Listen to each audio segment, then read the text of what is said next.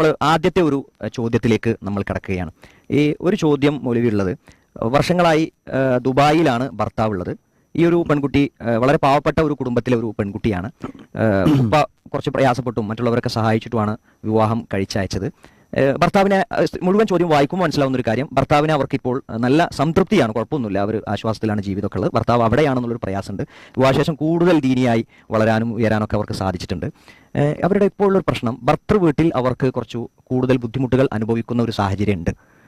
ആ സാഹചര്യത്തിൻ്റെ കാരണമായി അവർ തന്നെ മനസ്സിലാക്കുന്നത്, വിവാഹം കഴിച്ചയച്ചപ്പോൾ സ്വർണ്ണമൊക്കെ കൊണ്ടുവന്നിരുന്നു, പക്ഷേ ആ സ്വർണ്ണങ്ങളൊക്കെ ഭർത്താവ് എന്ത് ചെയ്തു, അതൊക്കെ തിരിച്ചയച്ചു. അതൊന്നും വേണ്ട, ഒരു സരി പൊന്നു പോലും നിന്റെ വീട്ടിൽ നിന്നുള്ളത് എനിക്ക് വേണ്ട എന്ന് പറഞ്ഞ് തിരിച്ചയച്ചു. അപ്പോൾ സ്വർണം കൊണ്ട് വീട്ടിലേക്ക് വരാത്ത ഒരാൾ എന്നുള്ള നിലക്കായിരിക്കണം എൻ്റെ കാര്യങ്ങളൊന്നും വീട്ടുകാർ ശ്രദ്ധിക്കണില്ല. അതുമാത്രമല്ല, അവരുടെ ഒരു ആശുപത്രിയിൽ പോകുന്നതിൽ പോലും വളരെ ഒരു കറുപ്പിച്ച മനസ്സോടു കൂടിയാണ് അവിടുത്തെ ഉപ്പയും ഒക്കെ ഇടപെടുന്നത്. നാട്ടുകാരോടൊന്നും പറഞ്ഞാൽ ഇത് വിശ്വസിക്കില്ല, കാരണം നല്ലൊരു കുടുംബമാണ്, അവരെക്കുറിച്ച് നല്ല അഭിപ്രായമാണ്, ദീനിയായ ആളുകൾ. പക്ഷേ എപ്പോഴും ചീത്ത പറഞ്ഞുകൊണ്ടിരിക്കുക, പരിഹസിച്ചുകൊണ്ടിരിക്കുക, ഇങ്ങനെ കുറ്റങ്ങളൊക്കെ ആയി അവർ പ്രയാസത്തിലാണ് ഇപ്പോൾ. ഭർത്താവാണെങ്കിൽ ഇതിന്റെ പ്രയാസത്തിന് പരിഹാരമായി അവസാനം നിർദ്ദേശിച്ചിട്ടുള്ളത്, അദ്ദേഹത്തിനൊന്നും ചെയ്യാൻ കഴിയില്ല, പക്ഷെ അദ്ദേഹം നിർദ്ദേശിച്ചിട്ടുള്ളത്, എന്നാൽ പിന്നെ നീ നിന്റെ വീട്ടിലേക്ക് പോയി താമസിച്ചോ എന്നൊരു അഭിപ്രായം ഭർത്താവ് പറഞ്ഞിട്ടുണ്ട്. അപ്പോൾ ഇനി എന്താണ് ചെയ്യേണ്ടത് എന്നുള്ളതാണ് അവരുടെ ഒരു ചോദ്യം. അലൽ മൗലൂദി ലഹു റിസ്ഖുഹുന്ന വ കിസ്വത്തുഹുന്ന എന്ന് ഖുർആൻ വ്യക്തമായി പറയുന്നുണ്ട്. ഇത് നമ്മൾ മനസ്സിലാക്കുന്ന ഒരു കാര്യം എന്ന് പറഞ്ഞാൽ, ഒരു സ്ത്രീക്ക് അത്യന്താപേക്ഷിതമായിട്ടുള്ള എല്ലാ കാര്യങ്ങളും നൽകുവാനുള്ള ചുമതല ഭർത്താവിൽ നിക്ഷിപ്തമാണ്. അത് അയാളുടെ ഉത്തരവാദിത്തമാണ്. അപ്പോൾ ഇവിടെ നമ്മളോട് ഈ സഹോദരി പറയുന്ന പരാതി, അവർക്ക് സ്വസ്ഥമായി താമസിക്കുവാൻ വീട്ടിൽ സാധ്യമാകുന്നില്ല എന്നതാണ് പറയുന്നത്. അപ്പോൾ വിവാഹം കഴിയുന്നതോടുകൂടെ ഒരു പുതിയ കുടുംബം ഉണ്ടാകുന്നു. അപ്പോൾ അങ്ങനെ വരുമ്പോൾ എന്ത് ചെയ്യണം?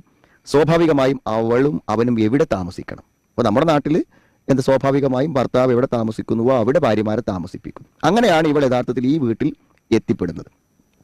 അപ്പോൾ സ്വാഭാവികമായി അവിടെ സമാധാനവും സന്തോഷവുമുള്ള ഒരു ജീവിതം അവൾക്ക് നൽകുക എന്ന നിർബന്ധമായ ഒരു കടമ യഥാർത്ഥത്തിൽ ഭർത്താവിനെ സംബന്ധിച്ചിടത്തോളം ഉണ്ട്.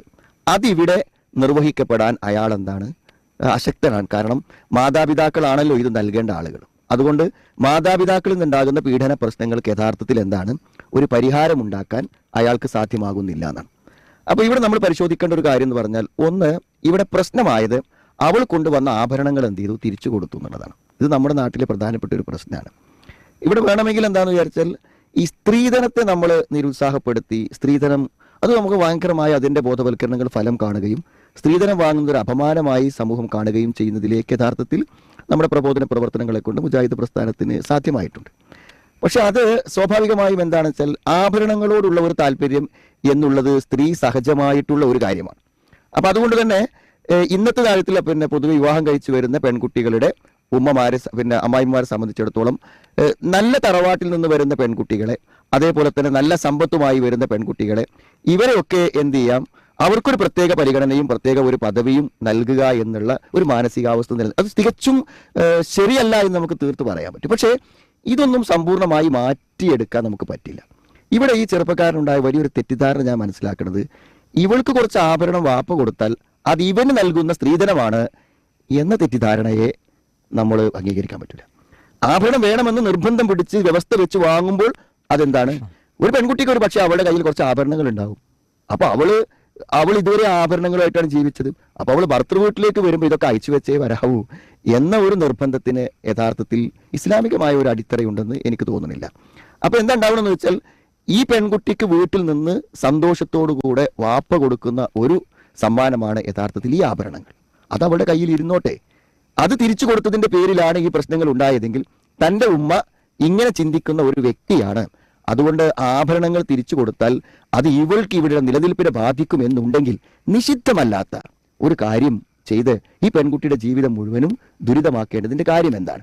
സത്യത്തിൽ അവനൊന്നും ഉദ്ദേശിച്ചില്ല. അവൻ സത്യസന്ധമായി എന്ത് ചെയ്യാണ്, ഒരു പുരുഷൻ ആണ് എന്ത് ചെയ്യേണ്ടത്, ഒരു സ്ത്രീയെ വിവാഹം കഴിക്കുമ്പോൾ മുഴുവൻ ചെലവും വഹിക്കേണ്ടത് അവനാണെന്ന ഇസ്ലാമിന്റെ ശരിയായ തത്വത്തിന്റെ ഭാഗമാണ്. ഇവളിൽ നിന്ന് ആഭരണങ്ങൾ അവൾ വരുമ്പോൾ കൊണ്ടുവന്നാൽ പോലും അതെന്ത് ചെയ്യും, അവൾ എനിക്ക് എന്തെങ്കിലും തരുന്നത് പോലെ ആകുമോ എന്നൊരു ഭയത്തിൽ നിന്നാണ്. അവന്റെ ന്യായത്തെ നമുക്ക് അംഗീകരിക്കാം. പക്ഷേ യഥാർത്ഥത്തിൽ അവൾക്ക് വാപ്പ കൊടുത്ത ഒരു ആഭരണം ഇട്ട് അവൾ വരുമ്പോൾ ആഭരണം ഇട്ട് ഇങ്ങോട്ടേക്ക് വരാൻ പറ്റൂല. അത് അവനുള്ളതല്ല. അതിനെ സക്കാത്ത് കൊടുക്കേണ്ടത് അവളാണ്. അതിന്റെ എല്ലാ ഉടമസ്ഥ നാളെ എങ്ങാനും ഈ ആഭരണം അവൻ എടുക്കുകയാണെങ്കിൽ അവള് തിരികെ ചോദിക്കും, എന്റെ പണ്ടൊക്കെ നിങ്ങൾ എടുത്തില്ലെന്നല്ല ചോദിക്കുക, അവൻ്റെതാണെങ്കിൽ എങ്ങനെ അവളത് ചോദിക്കൂലല്ലോ. അപ്പൊ എല്ലാവർക്കും അറിയുന്ന ഒരു വസ്തുതയാണ് വാപ്പ കൊടുക്കുന്ന അവളെ സ്വത്താണ്, അവളുടെ ആഭരണമാണ് എന്നുള്ള നിലക്ക് അങ്ങനത്തെ കാര്യങ്ങളിൽ നമ്മൾ ശ്രദ്ധിക്കണം. പൊതുവെ പഴയ സമ്പ്രദായവും മനസ്സും ഒക്കെ ഉള്ള സ്ത്രീകളെ സംബന്ധിച്ചിടത്തോളം ഒരു ആഭരണം അല്ലാതെ ഒരു പെണ്ണ് വരുമ്പോൾ അവർക്ക് അതിൽ പല നിലക്കുള്ള ദുഷിച്ച ചിന്തകളും വരികയും അത് ഈ കുട്ടികളുടെ ജീവിതത്തെ ബാധിക്കുകയും ചെയ്യുന്ന ഒരു അവസ്ഥ ഉണ്ടാകും. നിബന്ധന വെച്ച് കല്യാണം നടക്കണമെങ്കിൽ ഇത്ര വേണമെന്ന് പറഞ്ഞ് കഷ്ടപ്പെടുന്ന ബുദ്ധിമുട്ടുന്ന ഒരു അവസ്ഥ കുടുംബങ്ങൾക്കും സ്ത്രീകളുടെ വീട്ടുകാർക്കും ഉണ്ടാക്കാതിരിക്കാൻ ശ്രദ്ധിക്കുക. ഇനിയിപ്പോൾ എന്താണ് ഇതിന് പരിഹാരം എന്നുള്ളതാണ്. അതിൽ പറയാനുള്ളത് ഇപ്പോൾ പരിഹാരം അവൻ പറഞ്ഞു, അതായത് അവന് നിലവിലുള്ള വീട്ടിൽ സമാധാനപൂർണമായിട്ടുള്ള ഒരു ജീവിതത്തിന് അവസരമുണ്ടാക്കാൻ അയാൾക്ക് പറ്റില്ലെങ്കിൽ പിന്നെ ഇപ്പോൾ അവൾക്ക് സുരക്ഷിതമായത് അവളുടെ വീടാണ്, അങ്ങോട്ട് പോയിക്കോട്ടെ എന്നാണ്. അപ്പൊ അങ്ങോട്ട് പോകുന്നതിന് ഒരു മനസാക്ഷിക്കുത്തിന്റെ ഒന്നും ആവശ്യമില്ല. ഒന്ന് ഭർത്താവാണ് അവളുടെ രക്ഷിതാവ്, നീ പോയിക്കോ എന്ന് പറഞ്ഞാൽ അതിന്റെ കംപ്ലീറ്റ് ഉത്തരവാദിത്തം ആർക്കാണ്? ഭർത്താവിനാണ്. അതുകൊണ്ട് ഇവിടെ ഭർത്താവ് ഉത്തരവാദിത്തപൂർവ്വമാണ് പെരുമാറിയിട്ടുള്ളത്, അയാൾ പരിഹാരം ഉണ്ടാക്കിയിട്ടുണ്ട്. പക്ഷെ ഇവൾക്കൊരു സംശയം, ഞാൻ വാപ്പനി മുന്നിട്ട് പോകുന്നത് തെറ്റാണോ ശരിയാണോ അതൊന്നും ചിന്തിക്കേണ്ട കാര്യമില്ല. അവളെ അവർക്ക് ആവശ്യമുണ്ടെങ്കിൽ അവളെ എന്ത് ചെയ്യണം, ഒരു മാന്യമായ കുടുംബത്തിൽ നിന്ന് വന്ന ഒരു നല്ല പെൺകുട്ടിക്ക് ഞങ്ങളുടെ വീട്ടിൽ താമസിക്കുമ്പോൾ ഒരു അതിഥിയെ പോലെ എന്ത് ചെയ്യണം, ആതിഥ്യമരുളി നിലനിർത്തേണ്ട ബാധ്യത അവർക്കുണ്ട്. അവളോട് മോശമായി പെരുമാറി അവൾ ടെൻഷൻ അടിച്ച് ഉറങ്ങാതെ കിടക്കുന്ന ഒരു അവസ്ഥ ഉണ്ടെങ്കിൽ ഒരു നിലക്കും അവിടെ നിൽക്കേണ്ടതില്ല.